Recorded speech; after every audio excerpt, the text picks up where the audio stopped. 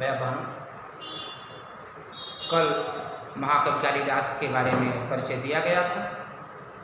आज संस्कृत साहित्य में गद्य सम्राट मूर्धन्य विद्वान महाकवि बाणभट्ट के जीवन परिचय तथा उनकी रचनाओं के बारे में संक्षिप्त परिचय दिया जाएगा।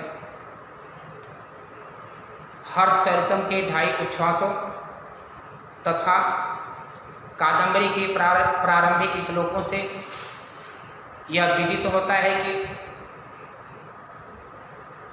सरस्वती और दधीचि के पुत्र सारस्वत के चचेरे भाई वत्स के गोत्र में, वत्स के वंश में कुबेर का जन्म हुआ। कुबेर के पुत्र पाशुपत हुए तथा पाशुपत के पुत्र अर्थपति। अर्थपति के 11 पुत्रों में चित्रभानु महाकवि बाणभट्ट के पिता का नाम तथा इनकी माता का नाम राज्य देवी था। एक क्रम थोड़ा सा यहाँ पर देख लेंगे। इनके जो प्रारंभिक पूर्वज का नाम मिलता है वत्स। वत्स के वंश में ही कुबेर का जन्म। उनके वंश में पाशुपत के वंश में उनके पुत्र अर्थपति। अर्थपति के 11 पुत्र थे, जिसमें चित्रभानु भी एक थे।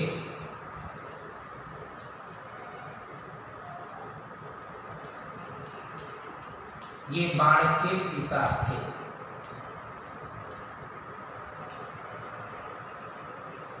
इनकी माता का नाम राज्य देवी था। जन्म के कुछ समय पश्चात ही इनकी माता का स्वर्गवास हो गया। पिता के द्वारा ही इनका पालन पोषण किया गया। जब बाणभट्ट 14 वर्ष के हुए तो पिता का भी देहांत हो गया। उनके पास अतुल धन संपत्ति था। इनके पिता ने संपूर्ण संपत्ति इनके लिए छोड़कर स्वर्ग सिधार गए। अभिभावक के अभाव में बाणभट्ट बिगड़ैल हो गए। यह स्वाभाविक प्रवृत्ति होती है। देख रेख या अभिभावक के न रहने पर बालक बिगड़ ही जाते हैं। बाणभट्ट की भी संगति ऐसे कुछ लोगों के साथ हो गई। विभिन्न तरह के लोग उनके साथ रहा करते थे। धन उनके पास पर्याप्त था ही, और अपने मित्रों के साथ मिलकर इन्होंने एक योजना बनाया देशाटन करने का। देशाटन करने चले गए। विभिन्न स्थानों का इन्होंने अनुभव प्राप्त किया। अनेक गुरुकुलों में भी गए, वहाँ संस्कृत का भी स्वाध्याय किया, अध्ययन किया। लंबे समय तक देशाटन करने के पश्चात नदी नाले वन पर्वत आदि का उन्होंने विस्तृत अवलोकन किया। अवलोकन करने के पश्चात अपने पूरे अनुभव का उन्होंने लाभ भी उठाया है। कादंबरी महाकाव्य में उन्होंने वनों, पर्वतों, दुर्गम स्थानों का बहुत ही सजीव वर्णन किया है। देशाटन से लौट आए अपने निवास स्थान, जो सोन नदी के तट पर प्रीतिकूट नामक गांव में इनका जन्म हुआ था। प्रीतिकूट में चले आए। वह प्रीतिकूट गांव कन्नौज राज्य के अंतर्गत था। कन्नौज के राजा महाराज हर्षवर्धन एक प्रतापी सम्राट थे। महाराज हर्षवर्धन के चचेरे भाई कृष्ण के दूत ने जाकर के बाणभट्ट को संदेश दिया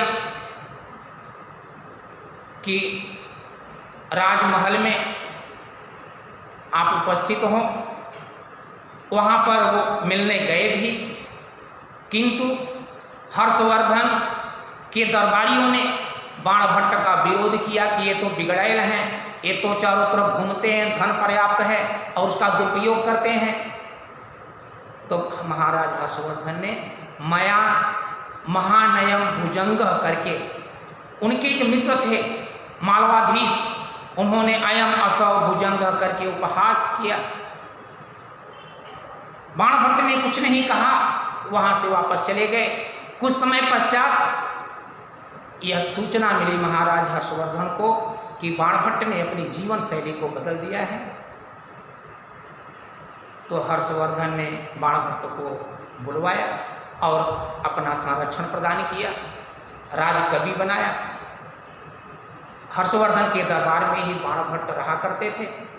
उन्होंने महाराज हर्षवर्धन की प्रशंसा में हर्षचरितम एक पुस्तक लिखा, ग्रंथ लिखा, जिसमें उनके बड़े भाई राज्यवर्धन, प्रभाकर वर्धन, उनकी बहन राज्यश्री, हर्षवर्धन, इन सभी का वर्णन उन्होंने हर्षचरितम में किया है।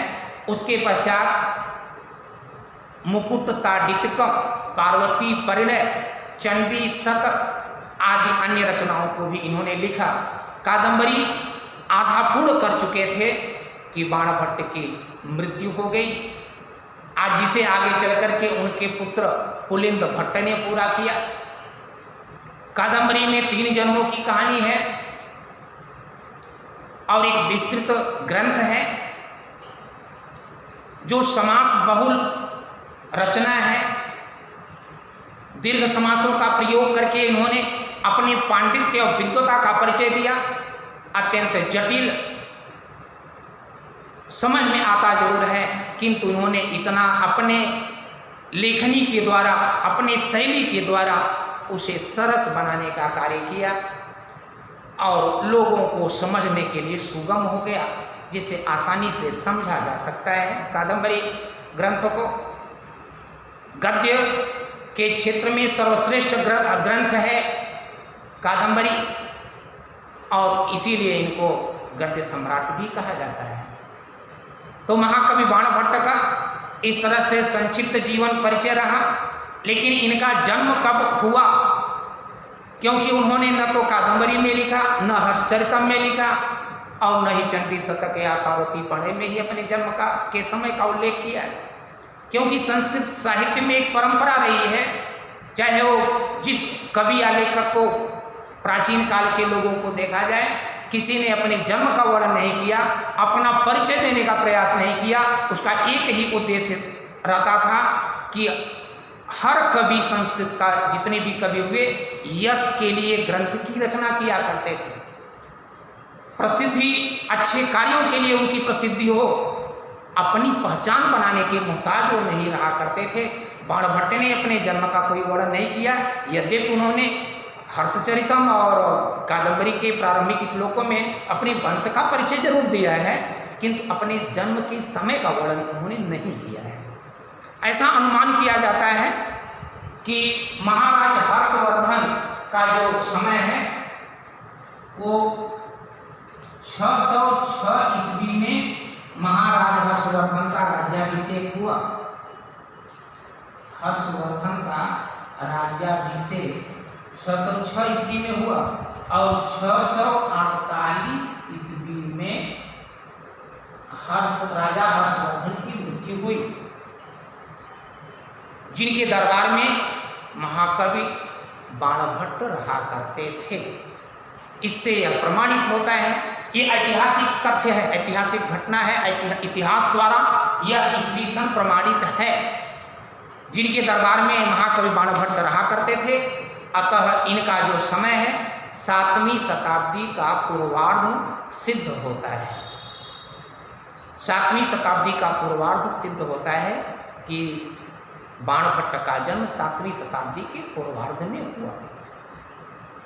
ये संस्कृत गद्य के उद्भट विद्वान हुए, इसीलिए इन्हें गद्य सम्राट कहा जाता है। कादंबरी को पढ़ने पर ऐसा लगता है कि वास्तव में इनके जो पूर्वज रहे वो सब के सब बड़े प्रकांड विद्वान थे संस्कृत के, और आनुवंशिक गुण उनके अंदर ये आया कि खुद महाकवि बाणभट्ट इतने विद्वान हुए। कादंबरी में 10-10, 12-12 पृष्ठों के बाद पूर्ण विराम मिलता है।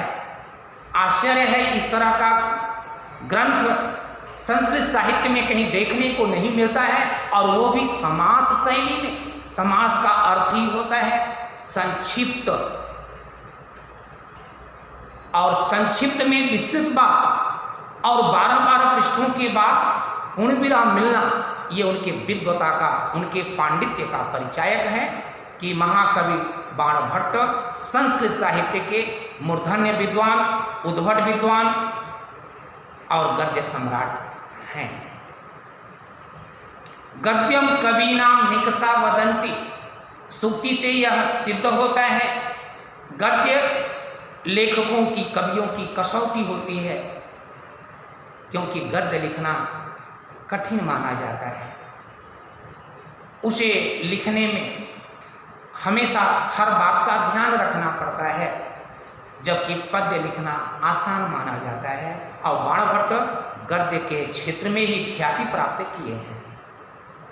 इस तरह से इनके जन्म, इनके जीवन परिचय, माता पिता, इनकी रचनाओं का संक्षिप्त परिचय आज हमने दिया है। इसके पश्चात अब उनके गद्य सौंदर्य पर कल बात करेंगे। आज अपनी बात यहीं पर समाप्त करते हैं। धन्यवाद।